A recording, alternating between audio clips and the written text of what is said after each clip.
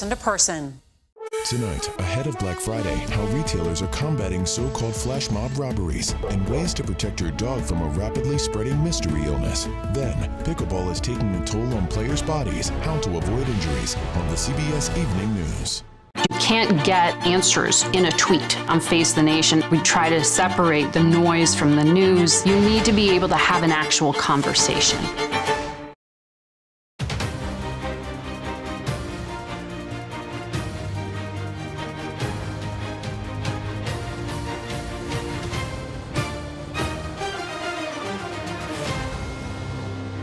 This was a deal that took weeks and weeks of hard work across the administration. We think it's a significant step in the right direction. This was a cost that Israel was prepared to pay because the human benefit of reuniting people with their families, especially women and children, was so profound and compelling. Donald Trump would be a lame duck leader on day one. You need to have a candidate that can surround themselves with the best and brightest people.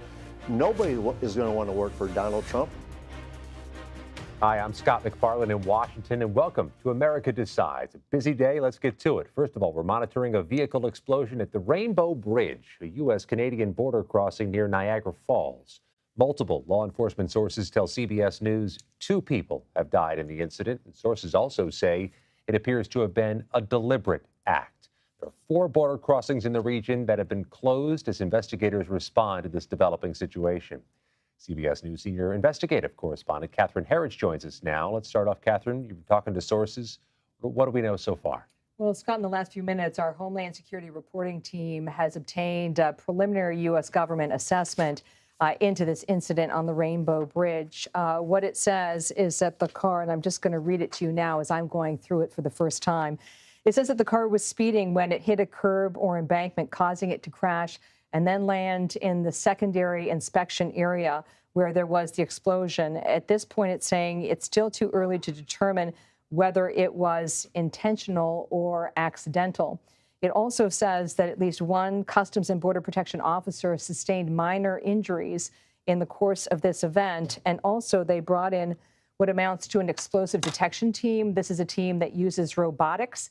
And they analyzed at least 1, possibly 2 packages that were thrown from the vehicle for dangerous materials such as explosives.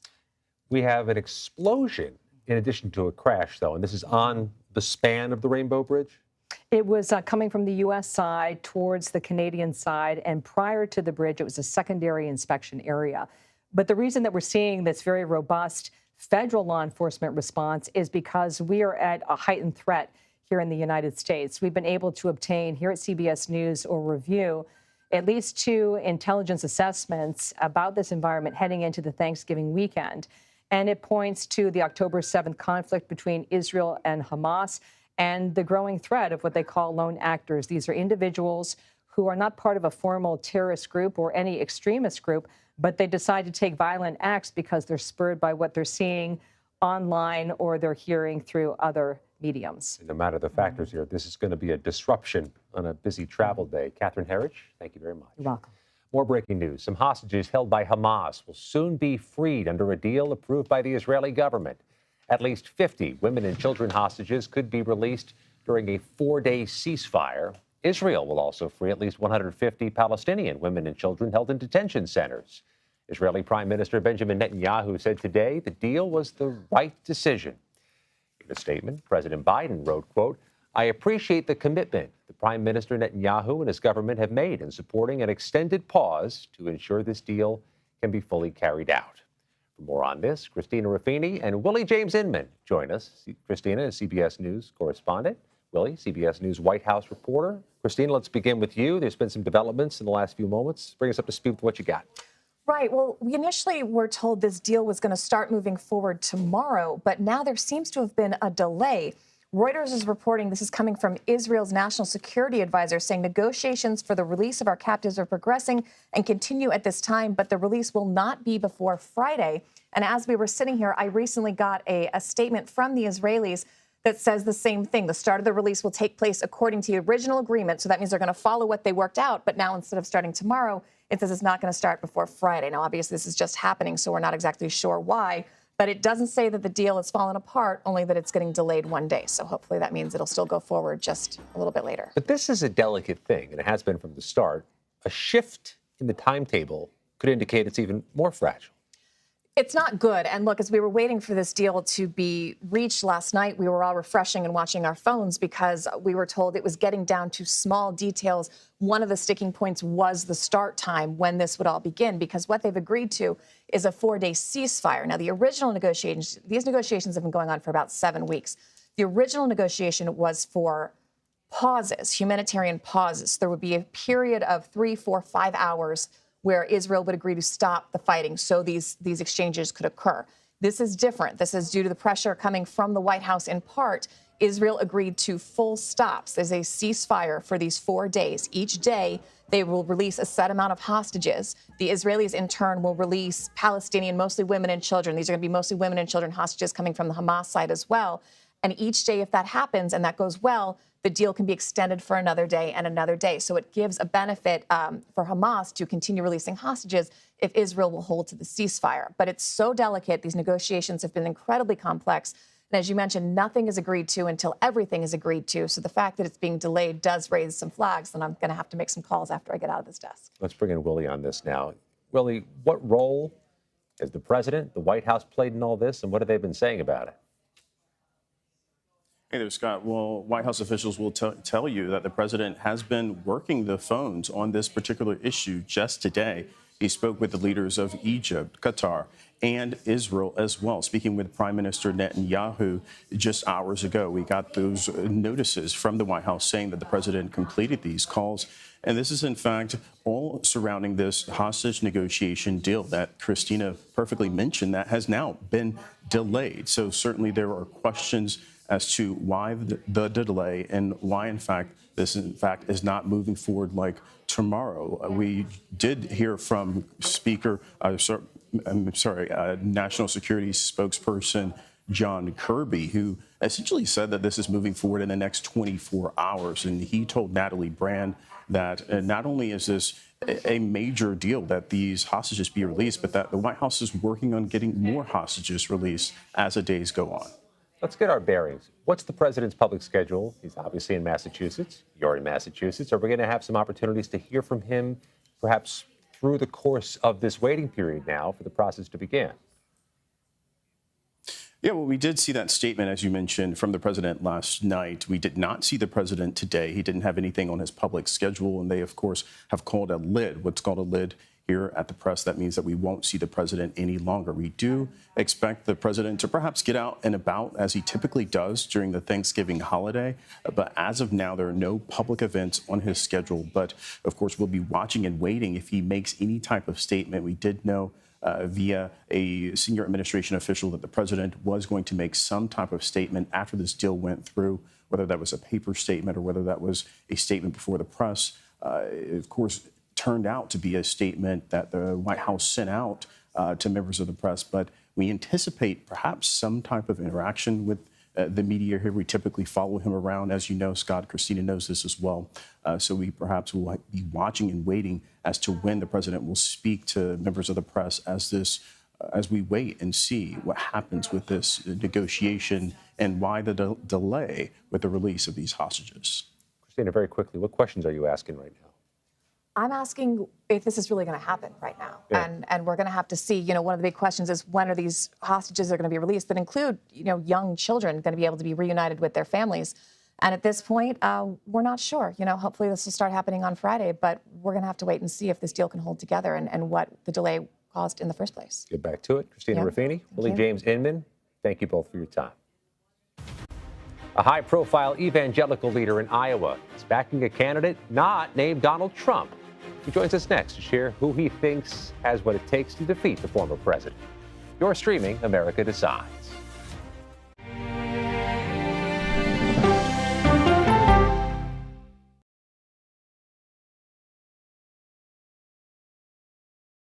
Well, let me start with this. This really Have you told the government? Did any of that make sense? What's your response? You want me to just What's wrong with that argument? What have you learned? Do you know why? Why? It's time for 60 Minutes, Sunday on CBS. An original documentary from CBS Reports. Since you started La Soup in 2014, do you have any sense as to how much food you've rescued from the landfill? We've rescued 4.5 million pounds. I can't even fathom how much food that is. And that's one little person in one little city in America. We're going to call this chicken piccata. We did 450 of these meals today. This is the exact dish that you and I are going to have. Yep. Oh, really good. Is it good? Mm-hmm. Having a plan of how to keep people fed should be in every single city. So if we eliminated food waste, could we eliminate hunger? Yes. Eating Trash, now streaming on the free CBS News app. An original documentary from CBS Reports. You had a substitute teacher that was pretty popular. What was his reputation? Everyone loved him. You had to miss a test. What did he offer to have you make up the test? He said that I can come by after school was all over and just take the exam. The blinds were down. He closed the door. The next thing I knew, he was right next to me. That's when I realized what was going to happen. Even if I wanted to scream at the top of my lungs, no one would hear me because no one was there. He told me that if I ever said anything to anyone, he would kill me and he would kill my family. So I did it. Pledge of Silence, now streaming on the free CBS News app. He was there when the war in Ukraine started. Extreme history. It's a big moment. The extraordinary story behind Sean Penn's new Paramount Plus documentary, Superpower, when we go person to person.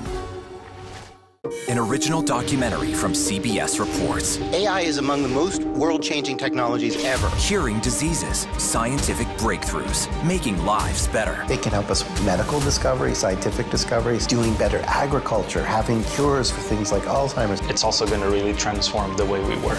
The uplifting potential of artificial intelligence is limitless. It gives you a friend, somebody.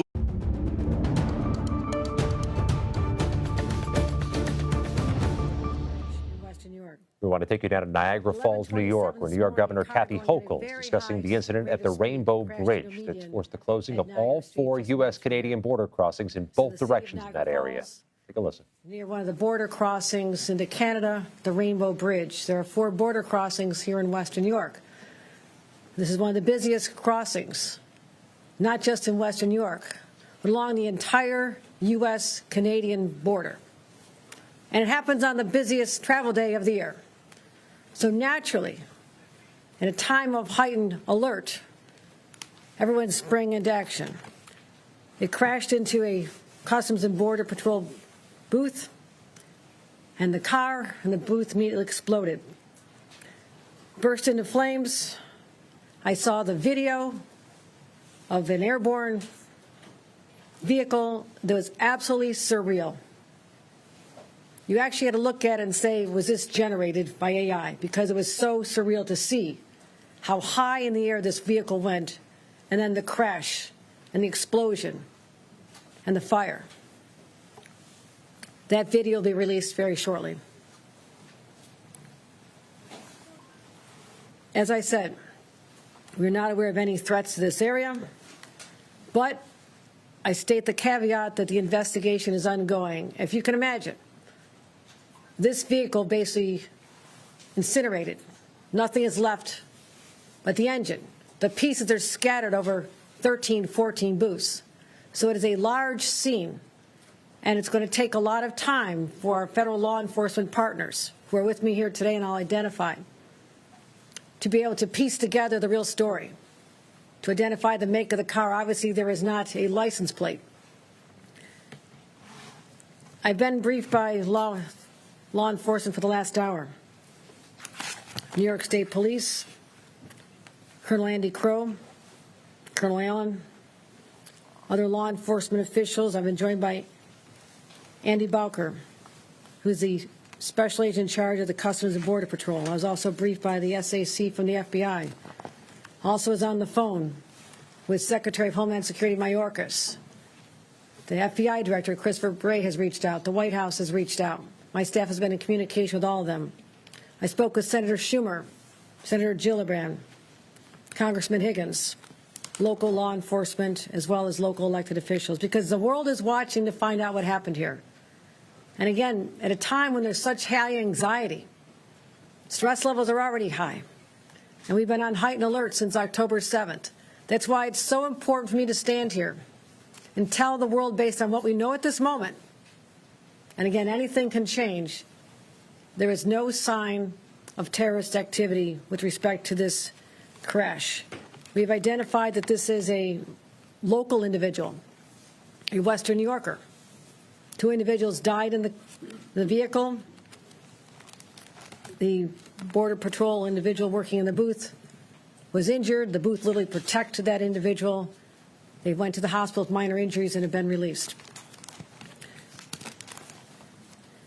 There is also, again, the busiest travel day of the year, there's a major disruption in, first of all, our cross-border travel. Right now, the Rainbow Bridge will remain closed while law enforcement continues investigation. Again, this is a large, widely scattered scene, and we're trying to identify all the elements to make sure that there is no unforeseen situations that we need to address before we can open again to the public. We're going to make sure the public is safe before they go back on the Rainbow Bridge. Also make sure the structural integrity of the booths. Also very important, our state DOT will be involved in that as well. The Whirlpool Bridge and Lewiston Queenston Bridge opening early this evening, probably open by now. Can anybody confirm that? We are. We're open now. Okay, they are open now. There's been a lot of people trying to get across. I appreciate that. The Peace Bridge, which was open, is already reopened half an hour ago. For those traveling by train, unfortunately, Amtrak has temporarily suspended its cross-border service between New York State and Canada. And the Buffalo Airport, despite early reports, the Buffalo Airport was never closed and everything is normal. Domestic flights are still active. There has been no cessation in service there. What I want to do at this time is extend my extreme gratitude to all of our partners, Customs and Border Patrol, Homeland Security, FBI, our state police, local sheriffs from Niagara County, Erie County, all stepped up to assist in trying to identify what exactly transpired here beginning at 11:27 a.m. this morning. They gave up their time from their families. They showed up. They reminded us that there are people who put on a uniform every single day, put themselves in harm's way. The people out there on that bridge, in the immediate aftermath of what happened, unknown, the source, the cause of this explosion, were out there doing their jobs. So I want to pause to give them just the gratitude of a governor and 20 million New Yorkers who sleep better at night because of their willingness to do this. They run toward danger. They should be with their families today, but they will not be. This investigation will go on for a number of days, and that's why we will not have any further answers at this time as to the individuals involved, the deceased, any motivation, and there's a lot of unanswered questions. But at this time, we just need to dial down the temperature right now. And that's what I plan to do as governor, just let everybody know all is well. We're investigating. More information could arise, but based on the preliminary investigation, no sign of terrorist involvement in the horrific explosion that occurred here in Western New York. Any questions? Governor Hochul, can you explain what you're basing that determination on, that there was no terrorist activity here, and instead calling this a horrific accident? That's based on my briefings with experienced law enforcement, with the FBI, Homeland Security, and the Customs and Border Protection. They brought experts. They're still analyzing this, but there's been no indication based on any online threats, anyone taking credit for anything, all the usual areas you look to identify whether or not there's a group involved at this time. You hear me say this at this time, a dozen times, because it is still unfolding, but I didn't want to leave the public with a lot more anxiety than they need to have at this time. So I just want to be perfectly clear, there is no evidence to show at this time that this was a terrorist activity? There is no evidence at this time that this was a terrorist activity. And that's what I want to make very clear to the public, just to calm everybody down. It's really important because based on what's happening in other parts of the world, everybody is on edge. And this is an international border.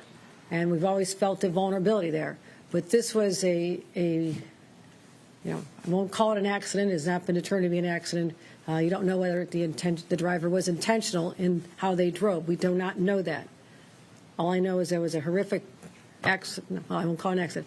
A horrific incident, a crash, an explosion, loss of life, but at this time, no known terrorist connection. Governor, we saw agents canvassing the neighborhood, specifically near the casino. You've been listening to New York Governor Kathy Hochul discussing the incident involving a car that exploded, a deadly incident at the Niagara Falls Rainbow Bridge, an international border crossing. Underscore the point she made several times there at the end. No indication at this time this was a terror attack. It is certainly a disruptive accident at this particular moment in time, a particularly busy travel day. One injured Customs and Border Protection agent at the scene and 2 people dead in the crash. Much more coming up on America Decides in a moment.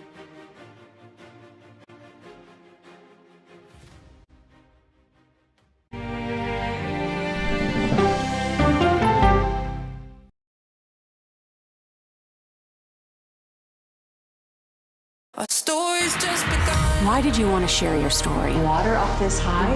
Where are these coming from? That's the $1 million question. I'm a very curious person. I wake up every morning asking, what's happening in the world? Why is this happening? And how do we answer that question on the CBS Evening News? An original documentary from CBS Reports. Imagine yourself in Manhattan with no police, no army, no mayor. The people of Haiti stare down poverty, corruption, natural disasters, and violence. 90% of the guns that are used by gangs in Haiti are American guns. But with an unbreakable spirit and eternal optimism. There are days where I cry, but we can't be discouraged. We still believe in Haiti. They're still able to look ahead with hope. Haiti is on the brink of transformation, a radical shift. Nations are coming together and saying things must change. Fighting for Haiti, now streaming on the free CBS News app. We aim every night to be factual and fair. That's our goal. An original documentary from CBS Reports. Controversial Congressman George Santos. Why won't you answer our questions? How did he manage to get elected? Thank you very much, and God bless you, and God bless the USA. George Santos' campaign was a campaign of deceit, lies, fabrication. And who is he, really? I knew him as Anthony DeVolder from Queens. Really, who he is, he's a fraud. I compare him to the Tinder swindler. From people who know him, the truth, the facts, the lies. He would say that he was worth $100 million. It's an incredibly cynical episode in American politics, beyond satire. Had you ever seen anything like this? No, and I hope I never see it again. Campaign of Deceit, now streaming on the free CBS News app. Since childhood, she never stopped reaching for the skies. Now she's spent more time in space than any other American. I like being a part of something bigger than me. Peggy Whitson's extraordinary career as a history-making astronaut when we go person to person. Feel the forecast on the CBS Evening News with Norah O'Donnell.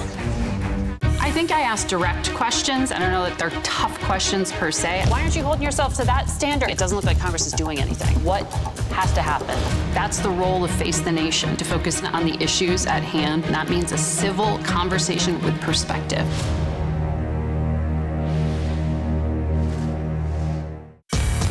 We are about to see American weapons in the hands of Mexican cartels. A gun pipeline to Mexico. We are arming the cartels. 100%, no doubt about it. Happening right under our noses.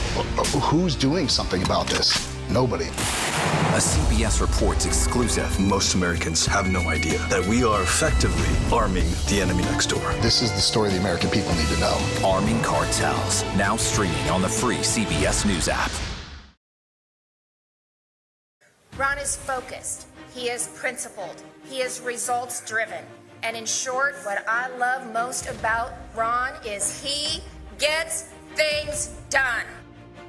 Earlier this month, Ron DeSantis received the endorsement of Iowa's Republican Governor Kim Reynolds. Now he has the backing from a prominent evangelical leader known as a kingmaker in the state. Iowa evangelical leader and president and CEO of the conservative group, The Family Leader, Bob Vander Plaats, joins us now. We appreciate you joining us on the eve of a holiday, Bob. Happy Thanksgiving in advance. But let me ask you right away the big question. What motivated this endorsement? DeSantis has said Donald Trump can't win a general election. Do you think Donald Trump can't win a general election? I believe he's our highest risk of winning a general election. So what motivated the endorsement is we've had a front row seat to this for now well over a year. Governor DeSantis has had my attention right away because he won in Florida, a toss-up state, and won it big and won in demographics that we rarely win in. And he's been a bold and courageous leader, basically modeling what Governor Reynolds here in Iowa has done.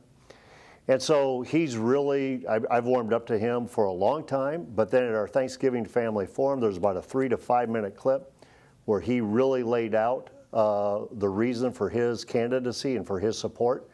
And it sealed the deal for me, so I thought, why wait? Let's go in before Thanksgiving and make the endorsement.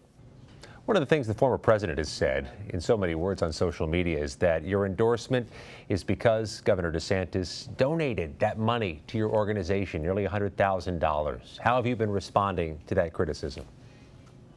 Well, first of all, I find it somewhat laughable that the one guy that would like to buy my endorsement is now accusing of my endorsement being for sale. Governor DeSantis, Vivek Ramaswamy, Tim Scott, all of them participate in, say, promotion in booklets or access to dinners that are events, those type of things. The IRS, Scott, is very clear. We cannot give that to them. They have to buy that. So they did that. But that in no way influenced my endorsement decision. Governor DeSantis earned this endorsement. He didn't buy it. We look back at the 3 endorsements you've made in 2008, 2012, 2016, all successful. Mike Huckabee, Rick Santorum, and Ted Cruz all won. In this case, you're not endorsing somebody who's likely to win, you're endorsing somebody who's likely not to win. How do you change that dynamic? Well, first of all, Scott, every one of those that you just mentioned, Governor Huckabee wasn't supposed to win either. He's supposed to get crushed by Mitt Romney. Rick Santorum, nobody thought he could win. He should have been crushed as well. And then Ted Cruz was supposed to get crushed by Donald Trump. All 3 went on to win. I'm taking a look at the dynamics in the state of Iowa. I think it's tailor-made to deliver for Ron DeSantis on caucus night, January 15. I look at the historic endorsement of Governor Reynolds, her putting her thumb on the scale. I think a lot of Iowans are seeing what America is soon to see. This is the most important election of our lifetime, 2024. We need to find a candidate who can win and lead on day one, be a bold and courageous leader. Donald Trump would be a lame duck leader on day one. You need to have a candidate that can surround themselves with the best and brightest people. Nobody is going to want to work for Donald Trump. They've all been sued into oblivion. He doesn't have their back when they get sued. So therefore, you need a 2-term governor who has a bold and courageous spirit who can win a general election, and we believe that's Ron DeSantis. Your endorsement notwithstanding, Bob, what are we to make of the polling that indicates strong evangelical support in Iowa for Trump? Well, first of all, I think they know the president, and they probably like what he did. But now I think they're seeing that's going to be time to turn the page. In Iowa, the poll number I saw, Scott, was like at 43%. That's a former president in a Republican caucus. That's not a good number for him, and I believe that's his high watermark. If he gets down to 35, 37%, I think it's very doable that Ron DeSantis can beat him on January 15. Let me ask the broader question, Bob. As somebody who's endorsing and somebody who's heard from the candidates, what do you think happens if Trump takes office again in January 2025? Well, one is I think he's just going to be under constant indictment, under a constant cloud. I believe he'll continue to have a vindictive spirit. His whole campaign has been about a vindictive spirit. And now even going after a very popular governor, Governor Kim Reynolds. The 2 governors that have delivered for this country, what was supposed to be the red wave in 2022, was Ron DeSantis and Kim Reynolds. Both of them he is relentlessly attacking just because they don't support him. They want to give America a choice. And I think not only will he have a lame duck status, not only won't he be able to surround himself with the best and the brightest people, but I think it's going to be a constant cloud of indictment. I think our country needs to move on. We need to turn the page with the next generation leader. Would you back him if he won the nomination over DeSantis at the end of the day? Yeah, that's a question that we need to discuss then, because there is so much that's fluid right now. My focus right now is getting Ron DeSantis over the finish line in the state of Iowa so we can present America a choice and then allow America to make that choice. Bob Vander Plaats from Iowa. We really appreciate you giving time to us today. Have a great holiday. Yeah, you too. Happy Thanksgiving. From Dallas, Texas, the flash, apparently official, President Kennedy died at 1 p.m. Central Standard Time, 2 o'clock Eastern Standard Time, some 38 minutes ago. That was an emotional CBS Evening News anchor Walter Cronkite. 60 years ago today, breaking the news, America's 35th president had been assassinated. John F. Kennedy, along with his wife Jackie, were in Dallas when the shots rang out in Dealey Plaza there. He was rushed to nearby Parkland Hospital, where he passed away. Authorities identified Lee Harvey Oswald as the lone gunman behind his assassination. JFK was 46 years old 60 years ago today. That does it for today. Thank you for watching America Decides. We're back next Monday at 5 p.m. Eastern. In the meantime, have a great Thanksgiving. You're streaming CBS News.